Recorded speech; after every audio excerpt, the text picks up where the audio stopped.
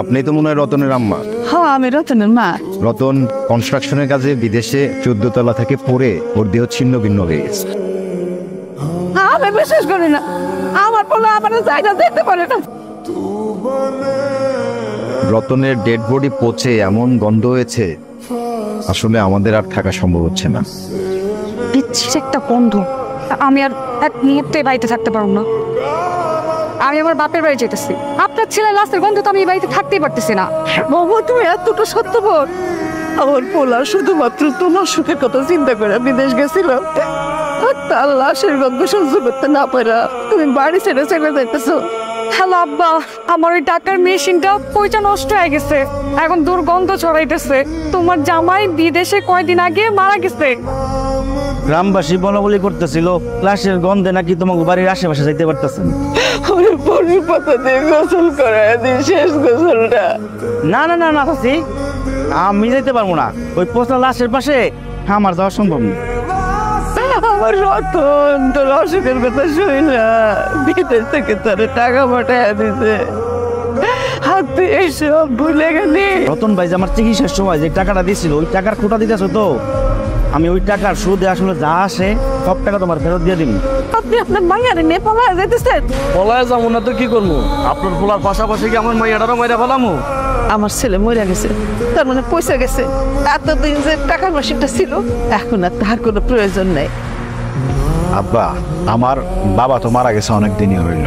আপনার আগে শ্বশুর না, আমি আমার নিজের বাবার মতোই সম্মান শ্রদ্ধা করি। সেই কথাগুলো আপনার মনে পড়ে বিআই সাহেব?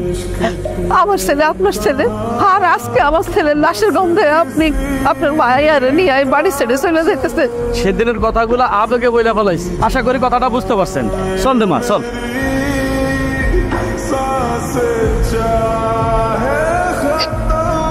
আসসালামু আলাইকুম। আপনি? আমি আপনাকে পাশের উপজেলার একটা মসজিদের ইমাম হুজুর। আপনাকে বাড়িতে কে মারা গেছে? আমার ছেলে মারা গেছে। আপনার ছেলেটা বিদেশ থাকে? আমার সেই ছেলেটাই মারা গেছে ইমাম সাহেব। ওর লাশের গন্ধে ওর বন্ধু বান্ধব, আত্মীয় স্বজন, গ্রামের মানুষ সবাই চলে গেছে, এমনকি তার বউ পর্যন্ত চলে গেছে। আমি তো কোনো পচা গন্ধ পাইতেছি না, আমি পাইতেছি সুগন্ধ। আর এরকম সুগন্ধ আমি আমার জীবনে কোনোদিন পাই নাই, বিশ্বাস করেন। আপনার ছেলের লাশের থেকে কোনো দুর্গন্ধ পাই দিতেছে না। এই ইমাম সাহেব আসার পর লাশের ভেতর থেকে একটা সুগন্ধ বের হইতেছে। তো ইমাম সাহেব, আপনি কি আগে থেকে আমার ছেলের চিনতেন? আপনার ছেলের আমি আগে থেকেই চিনতাম। আর আপনার ছেলে বিদেশ যাওয়ার পরে আপনার ছেলের সাথে আমার নিয়মিত কথা হইত। বিদেশ যাওয়ার জন্য এতগুলো টাকা হারাই ফেলাই না? আরে এটা তো আমার ব্যাগ, আপনি কোথায় পেলেন? আমি জেলা শহর থেকে আসার সময় বাসে বা কোথায় রেখে এসছি আমি নিজেই ভুলে গেছি। মানে ব্যাগটা হারাই গেছিল। আপনার কাছে ব্যাগটা আমার? জি, এটা আপনারই ব্যাগ।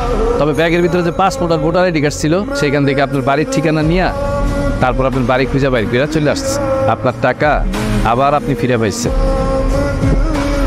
আপনার ছেলে বিদেশ যাওয়ার পরে আমার সাথে নিয়মিত যোগাযোগ রাখত, সবসময় আমার খোঁজ খবর নিত।